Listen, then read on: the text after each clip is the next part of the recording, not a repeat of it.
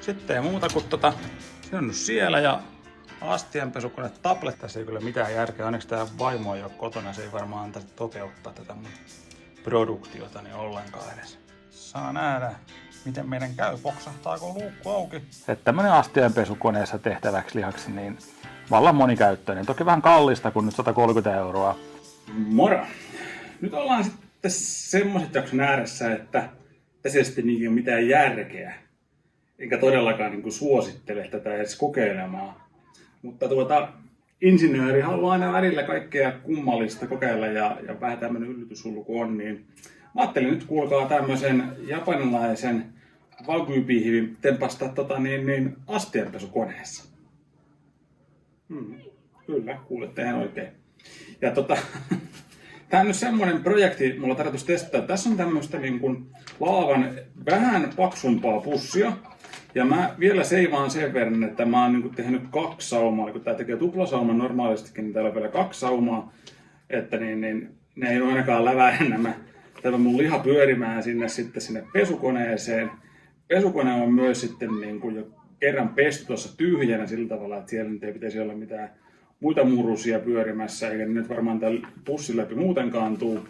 Ja jotta mä pystyn seuraamaan sitä, niin mä nyt teen vielä semmosen kikkakolmosen silleen, että mä vedän ton miitterin tonne kiinni ja vedän vähän luusuojateippiä tohon ympärille, niin mä laitan sen tonne pussin sisään.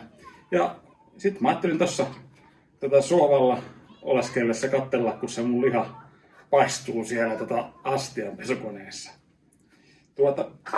Tällaisilla opeilla eteenpäin. Katsotaan nyt vähän, että minkälainen ohjelma valitaan. Että vedetäänkö semmoinen 4-vitasella pikapesulla vai annetaanko ihan tommosella joku automaattiohjelmalla arpoa. Se on 45-70 asteisena pyörittää sitä, että se voisi tuoda vähän enemmän jännitystä tähän hommaan.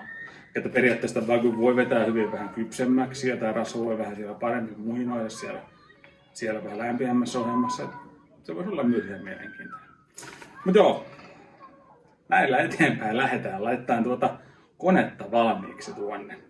Lähdetään askarteleen sitten tätä hommaa. Ja mulla on tää nyt tää wagyu-pihvi, niin kuin näkyy, niin tää ei kauhean iso ja aivan jäätävän marmoroitunutta tavaraa. Niin otetaan se tosta pois ja tökätään tänne. Tai niin, itse asiassa ennen kuin laitetaan sinne, niin lyödään toi miitteri siihen kiinni. Eli miitteri tuolta päästä ja tässä miitterissähän on tommonen kohta, että se pitäisi niinku työntää tommoista tappia asti sinne sisälle. Ja se, että tämä ei nyt sitten puhkaise tossa, vaikka toi tommoista paksumpaa tavaraa onkin toi meidän niinku pussi, niin mä otan tällaista, tää on tällaista laavan bone protection materiaalia. En ole tätä aikaisemmin ikinä käyttänyt, mutta jos me leikataan tosta pieni pala sitä ja pyöritellään se tänne vielä vähän se meneekö nyt ihan oikeaoppisesti, mutta ei tässä oikeaoppisesti kai tehdä oikein mitään muutakaan tässä koko hommassa, niin siinä on meidän virityksemme ja sen jälkeen me lyödään se tänne pussiin ja mä tarkastetaan vielä, että miitteri löytyy, eli kyllä sisäinen lämpötila on 6 astetta, eli toi suoraan nyt jääkaapista napattuna, niin eipä sinne laitetaan sieltä tavoitelämpötilat päälle. Tuolta asetuksista nautaa ja tämähän on tosiaan niinku ulkofilettä ja kyllä me lähdetään tossa sitä 5-vitonen on se perinteinen. Kirjataan tuonne vaikka, että astianpesukone wagyu. No, se on siellä nyt valmiina. Ja eipä muuta, lyödään tosta pussin suu kiinni ja sitten lähdetään paistamaan. Noin. Siinä on nyt toinen sauma ja myydään tonne päähän vielä tosiaan sen toisen sauman, ettei nyt on tuplasaumat molemmilla puolilla sitten. No niin, se on siinä nyt nätisti miitteri sisällä. Miitteri näyttää, että 8 astetta on lämpötila. Ja täältä me sitten vaan valkataan nyt, laitetaan päälle ja on sen verran kova nälkää, että me lähdetään kyllä tuolla P5 eli lasienpesuohjelmalla nyt 4-vitosta hakemaan, niin meillä jää vähän pelivaraa. Siinäkin menee vielä tuntia vartti, eli näin sousvideo-säännösten mukaan varmasti pitäisi olla sopiva tila. Ja sinne, laitetaan ylähyllylle, niin jos se siellä, täällähän on tämmönen hyvät telineetkin periaatteessa, jos miettii ihan noin niin kuin sous-vide-toimintaa, niin astianpesukoneessa, niin mitenkäpä se sinne parhaiten menisi. Olisi vähän hankala. No, tai se siellä pysyy ihan ylähyllyllä. Vedetään vähän tosta noin. Toivottavasti se ei sieltä lähde kovin nyt lentoon. Niin. Se on nyt siellä ja astianpesukone tablettia tietenkään kannata laittaa nyt samalla kertaa. Ja vesihana päälle ja tässä ei kyllä mitään järkeä. Onneksi tää vaimo ei ole kotona. Se ei varmaan antaisi toteuttaa tätä mun produktiota niin ollenkaan edes. Hei Vaku. Sinne lähtee nyt. Niin kuin kuuluu äänestä, niin siellä se pihvi nuo. Katsotaan miten tässä käy.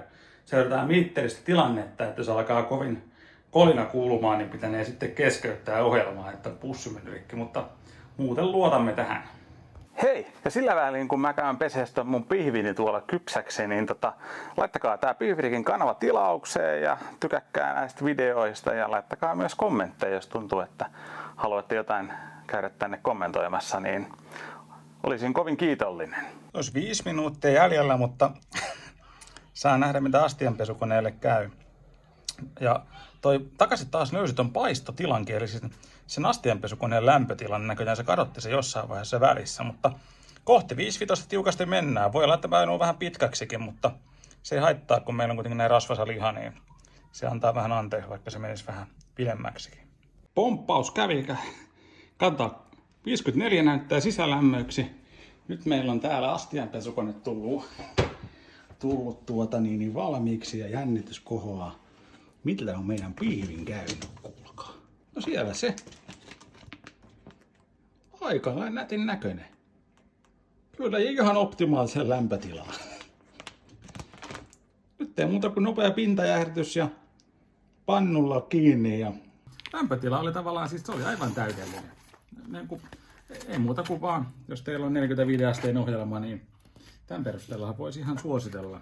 Mitteri on pysynyt nätisti täällä kiinni. Ja kyllä, se on ihan vimosen päälle. Nyt ei muuta kuin vähän laitetaan tuosta mallardia tohon noin ja maistellaan, miten paljon maistuu fairi tässä vielä sitten. Näin hyvä lihahan nyt ei tarvitse mitään muuta kuin pienen taputtelun tuohon, vähän reilummankin taputtelun suolaa. Noin, on sitten semmoinen kuivata vielä. Se on muuten, muistakaa aina kun otatte sous-vide pussista tai pesukoneesta pois, niin kuivakkaa se pihvi aina ensin ennen kuin rupeatte laittamaan siihen mausteita ja laittaa tonne grilliin. Noin. No niin, operaatio astianpesukone pihvi. Se on siinä A5 Wagyu, eli tää on sitä lehmää tosiaan. Ei tullut aikaisemmin sanottuakaan, niin täältä jäi muutama pihvi tonne vielä jäljellä, sen takia mä uskalsin kokeilla. Vallan kivan näköinen. Vai mitä sanotte? Ja niin kuin todettu, niin tämänhän voi painaa pikkasen pikkasen kypsemmäksi, mitä normilihan.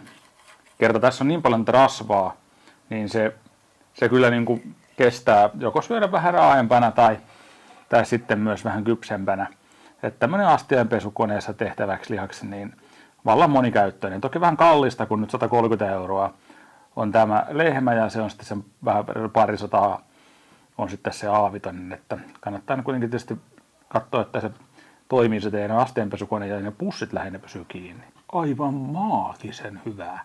Tää on niinku sous-videessä tehty A2. En mä nyt tätä voi lähteä tätä tapaa kellekään suosittelemaan, kun ihan varmasti se jollakin se pihvi pyörii siellä astianpesukoneen perukoilla, mutta on tää nyt vaan kyllä aivan järkyttävän hyvin onnistunut. Toki se lasienpesuohjelma oli semmoinen, että sopivasti pyöritti sen tuntia varten siinä semmoista noin 50 asteista vettä. Ja vähän kuivas välillä varmaan vähän kuumemmalla ja välillä taas vähän hitaammalla. Mutta siis se on tehnyt tästä pihvistä aivan järkyttävän hyvän makuisen. Niin kuin tää pinta ja kaikki, niin tää on vaan ihan sika hyvä. Ja toki tää liha on siis, mä oon maistanut aikaisemminkin, niin tehnyt pannulla tämän pelkästään, niin se oli hyvä. Mutta tää on jopa parempaa kuin se silloin suoraan niin kuin pannulla tehtynä, niin pyöräyttää pesukoneen kautta. Tässä ei tarvita nyt mitään loppuanalyysejä edes tämän keissin kannalta, kun ei ole mitään kisakumppania. Totean vaan, että ihan pirun hyvää, mutta älkää tehkö perässä. Täällä käykää vakuumikaupassa muuten ostamassa näitä pusseja. Ne kestää mikroja, ne kestää myös sitten pesukoneen, että tämä varmaan saa sanoa, mutta kuitenkin. Käyttäkää Pihvifriikki-koodia myös hyväkseen 3.1.7. Niin Pihvifriikillä koodilla saatte sen 10 pinnaa alea. Hyvää iltaa, hei hei!